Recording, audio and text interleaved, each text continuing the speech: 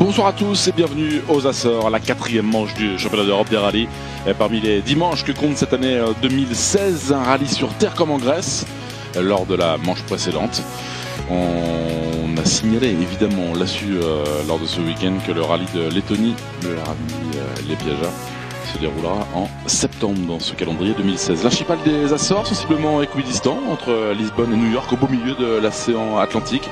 9 îles formées par des éruptions volcaniques. São Miguel est au sud-est, c'est là que va se dérouler ce rallye ERC. Dans la plus grande île, un immense terrain de jeu à couper le souffle.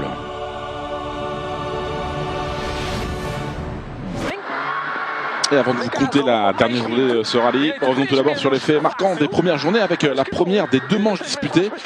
Cette première manche disputée jeudi et vendredi avec un Ricardo Moura, le portugais, sur la Ford Fiesta, le régional de l'étape, qui réussit une belle première journée. Lui qui espère terminer sur le podium, il n'a pu suivre le rythme de cet homme, Kajetan Kajetanovic, ainsi que Lukanuk. On retrouve le Polonais, le champion ERC 2015, qui n'a pas encore remporté de rallye cette saison. Il est 3e et on va même le retrouver à bord de la Ford Fiesta R5 à la 2e position après cette première manche. Il a connu une petite touchette. On retrouve le Russe Alexei Lukanuk, qui a été le plus rapide en qualification, avec un petit incident lors de la première spéciale, mais il a pu continuer évidemment, et il prend les commandes à partir de la spéciale numéro 10. C'était Cidades. Le classement, 9 secondes 8 de retard pour Kajetanovic, le polonais, sur Lukanuk, et Lukanuk a fait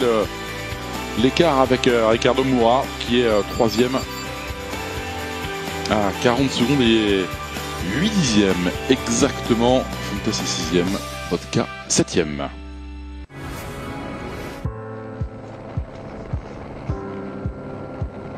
Nous voici pour une nouvelle journée, la dernière de ce rallye ERC aux Açores, le samedi 4 juin, avec les 6 dernières spéciales cette journée, alors regroupées en deux parties. Vous voyez la matinée avec les 3 premières, et puis il y aura cette deuxième boucle avec des distances assez conséquentes, 20 km pour la 11e spéciale, 21 pour la 12e, et puis un sprint pour la 13e spéciale à Grupo Marques. Voici exactement les 20 km 960 de Gramina Heights, la 11e spéciale, avec Grupo Marques à 3 km 950. Voilà, le sprint. Ce sera en fin de matinée, entre midi et 2 pour être précis. Les conditions, elles sont assez bonnes dans cette dernière journée. On avait connu la pluie vendredi. Là, tout va bien aux Açores. Ça reste vert, mais il ne pleut pas.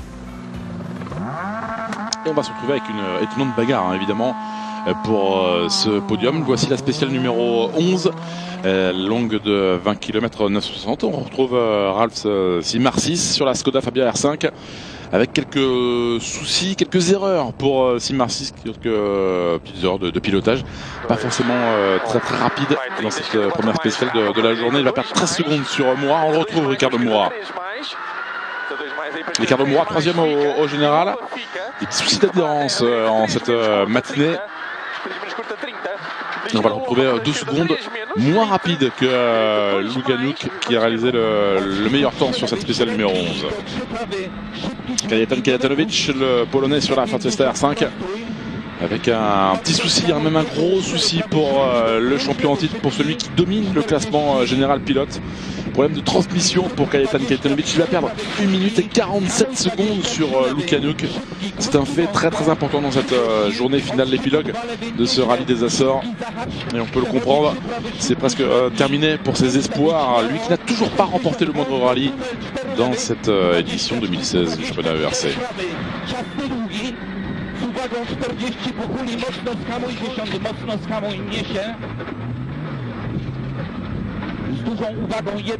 Et on le voit ici, trop de soucis pour Kajetan Kajetanovic, qui a compris, qui comprend que ce rallye des Açores va lui échapper.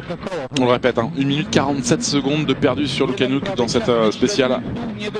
Terrible pour Kajetan Kajetanovic. Il va devoir se battre pour aller marquer des points. On retrouve Alexei Lukanuk, le Russe, qui va défendre sa place de leader, lui qui va établir le temps scratch de cette spéciale numéro 11.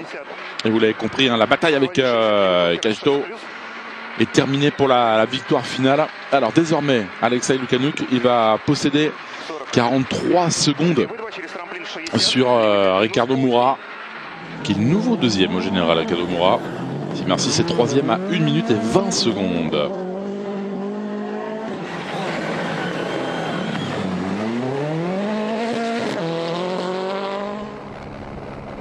La bonne nouvelle hein, pour le Russe, pour Alexei Lukanuk. On l'a compris, on va se diriger vers les spéciales 12 et 13. La 12e Tronquera avec 21 km 710. Et puis donc Groupe Marquez, le sprint 3 km 950 avec Ralf Simarsis. Et coup de tonnerre encore pour le Letton. C'est à son tour de connaître de gros soucis sur la Skoda Fabia R5. Il casse une biellette de direction. Terminé pour Ralf Simarsis. Décidément, cette dernière journée est incroyable. Et pas de soucis pour Ricardo Moura.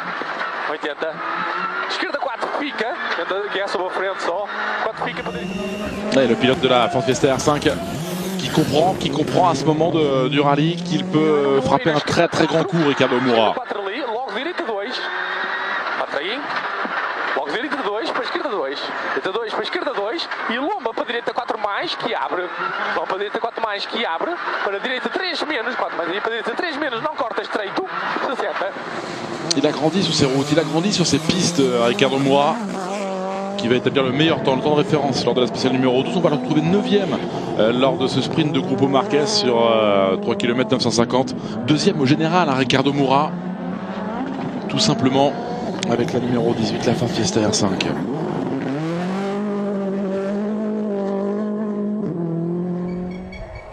C'est pour l'instant le grand homme de cette matinée. On retrouve Kajetan Kajetanovic, on parlait de ses soucis. Lui qui a perdu beaucoup de temps, plus d'1 minute 30 avec ses soucis de transmission. Lui qui pilote sur 2 roues motrices seulement après cet incident survenu dans la spéciale numéro 11. Mais c'est important, Kajetan Kajetanovic, on va le retrouver tout de même sur le podium avec les soucis de Ralf Simarsis. Ça fait les affaires du Polonais et encore une fois, même s'il sait que la victoire finale sera compliquée sous Zassar, il veut marquer de gros points pour accroître et rester leader évidemment du classement général pilote.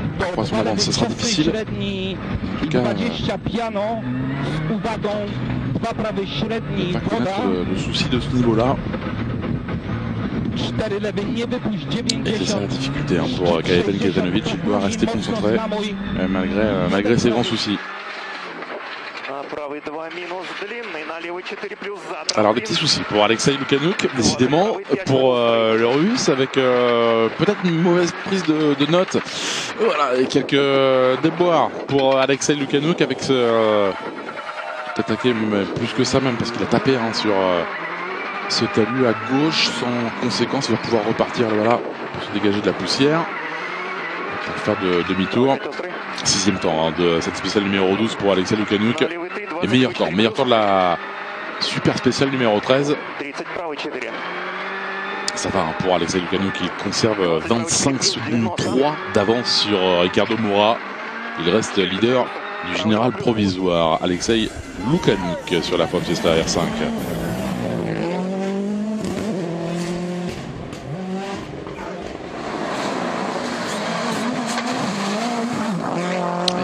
Qui sera le grand bénéficiaire de cette première portion de journée avec les 3 premières spéciales. Regardez, 25 secondes 3 minutes 33 secondes, vous l'avez vu sur ce classement.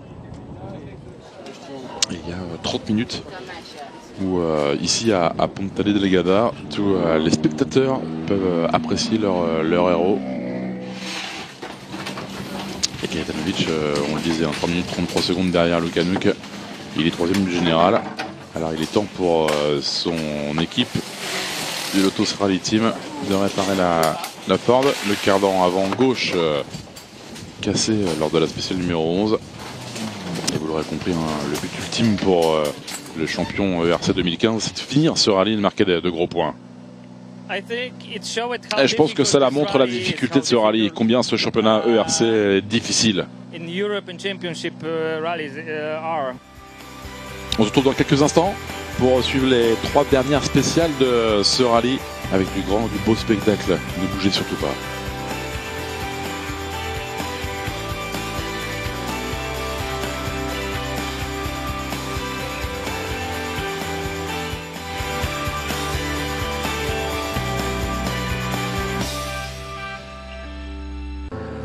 De retour pour la 3e et dernière journée du rallye ERC des Açores. Les 3 dernières spéciales de ce rallye qui tient toutes ses promesses. La dernière boucle avec la spéciale numéro 14, Villafranca-Saobras, 13 km 470 exactement, avec un départ en heure locale à 15h17 pour être précis. La spéciale numéro 15, l'avant-dernière, 20 km 960. Et puis ce qui est important, c'est que la dernière spéciale, elle est longue, de 21 km 710. Et Tronquera 2, celle qu'on a vue tout à l'heure, qui portait le numéro 13. Ce sera important de retrouver Alexei Lukyanuk, le russe, savoir comment il se comportera lors de cette dernière spéciale. Mais dès le début de la 2e boucle, nouveau coup de théâtre. Lukyanuk qui est victime de soucis de turbo.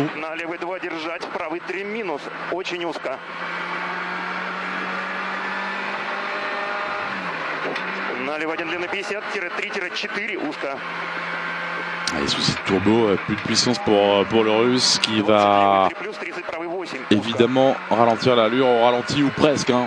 Mais Alexei Lukyanuk va perdre 1 minute 8 secondes sur Moura, rendez-vous compte. Il va devoir réparer à la fin de cette spéciale. Il avait eu le même problème de turbo lors du rallye de l'Acropole. Il n'y a plus de puissance pour la Ford Fiesta R5 d'Alexei Lukyanuk. En ralenti, on peut le dire, on l'a vu sur cette image.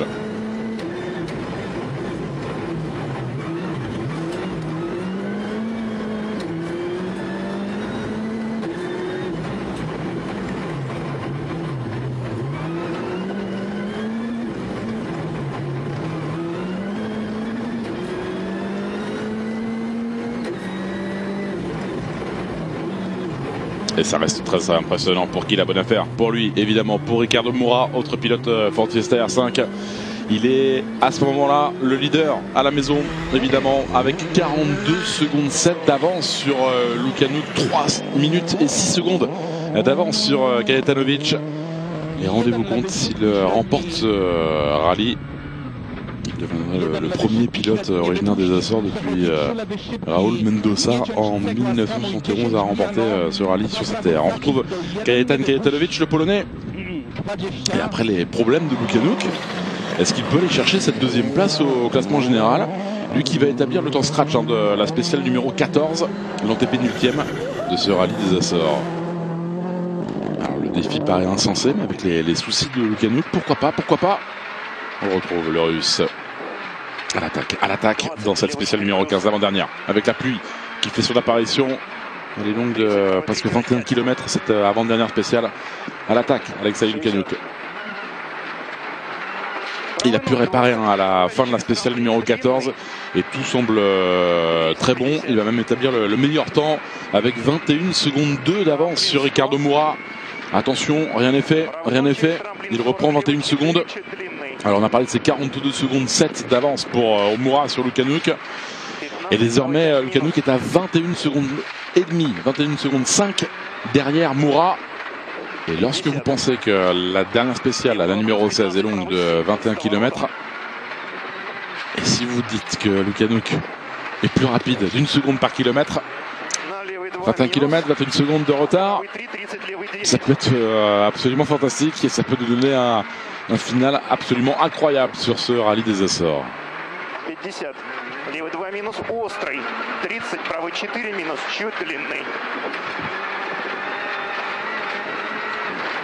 Alors on n'en est pas là évidemment, mais tous les espoirs sont permis pour Alexei Lukyanuk.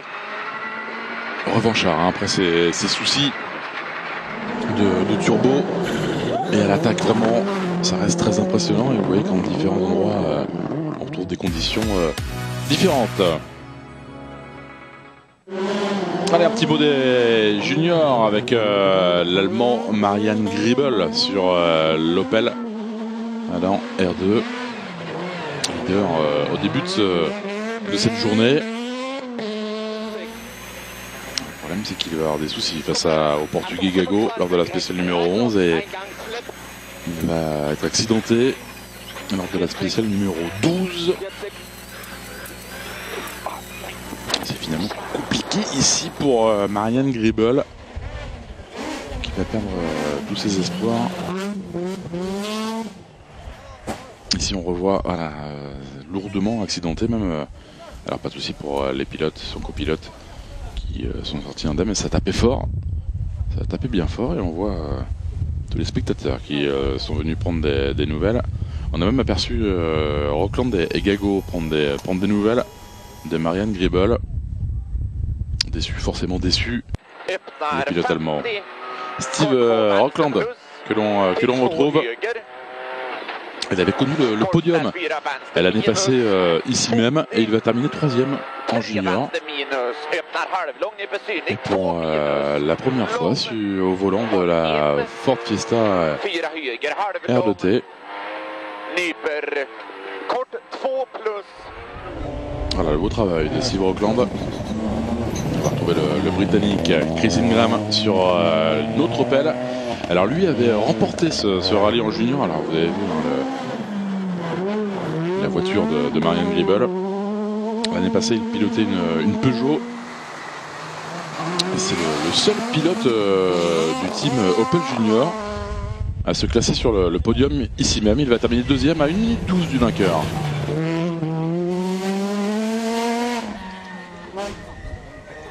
Satisfait de cette deuxième position? Oui, bien sûr. C'est très bien pour le championnat. Et puis il y a Diogo Gago, le Portugais, sur cette heure aussi, on peut le dire, sur la Peugeot 208 R2. Il va prendre les commandes avec 6 secondes 6 d'avance sur Marianne Gribble. Très bon travail pour Diogo Gago, qui a pris les commandes évidemment après la spéciale numéro 12, après l'accident dont a été victime Marianne Gribble. Et un pilote portugais l'emporte en junior. J'ai beaucoup travaillé pour l'emporter ici. J'étais tout le temps à la limite pour remporter les spéciales. Et franchement, on était à la bagarre. Voilà les résultats avec Gago Diego qui s'impose avec 1 minute et 12 secondes d'avance sur Ingram. Rockland est 3e et complète le podium.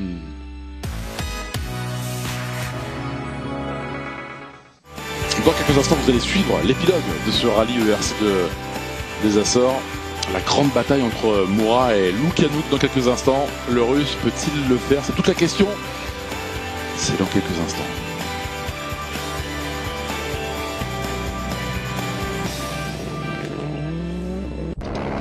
De retour aux Açores, ce merveilleux archipel pour suivre cette 4e manche du championnat d'Europe des rallyes.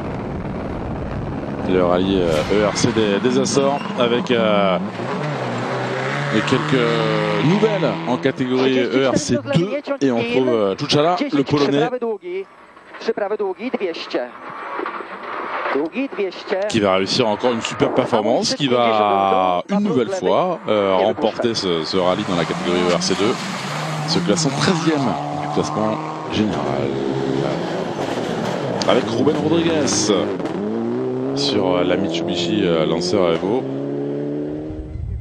2e à 1 minute 20 de Czuczala sur la Subaru Impreza.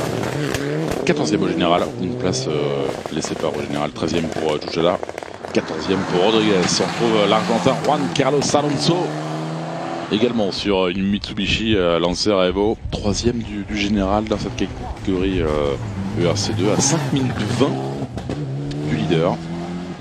Lui est un peu plus loin au classement général, il est 19e. Alors il est temps pour nous de savoir quel va être l'épilogue. Regardez Moura, il possède 21 secondes et demie d'avance avant la dernière spéciale de ce rallye ERC des Açores.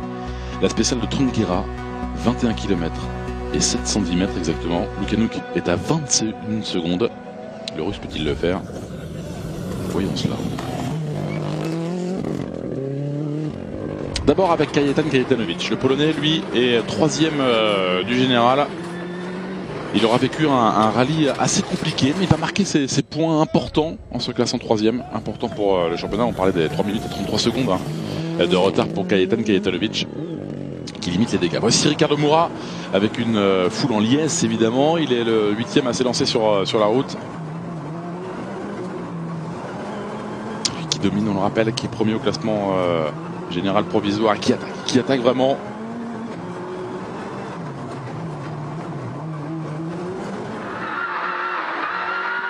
Direita 1,70, esquerda 4, não corta muito no fim. Quase não corta muito no fim, para a direita 4 para a terra. Direita 4 para a terra, para a esquerda 3 menos fica. Para a terra, para a esquerda 3 menos fica, para a direita 3. Et encore une fois, hein, l'histoire est belle. Si jamais Ricardo Moura venait à remporter son rallye ici aux Açores, il a grandi ici, Ricardo Moura.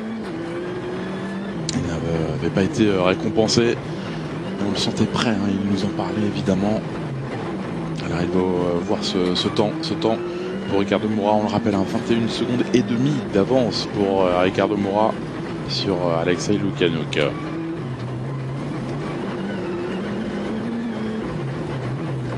Alors 17 minutes 47 secondes 1, ce sera assez. On va voir ce qui va se passer. Je ne sais pas. J'ai essayé. Épuisé mentalement aussi, hein, physiquement et mentalement. Ricardo Moura, il va attendre le chrono d'Alexei Lukyanuk, le russe, sur une autre Ford Fiesta R5. Alors on connaît surtout auparavant Alexei Lukyanuk, pas de compromis à l'attaque.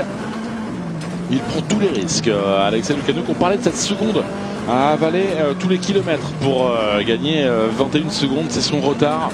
On rappelle le temps, 17 minutes 47 secondes sur cette spéciale numéro 16 pour Ricardo Moura. Et finalement, il va faire moins bien, Alexei Lukyanuk. Tout simplement parce qu'il a terminé à plus de 5 secondes de Moura sur cette dernière spéciale. Victime d'une crevaison lente dans cette ultime spéciale. Il va anéantir ses rêves de victoire. Et finalement, il va devoir se contenter de cette deuxième place au classement général à 26 secondes 8 de Ricardo Moura, le grand vainqueur de ce rallye ERC les Açores.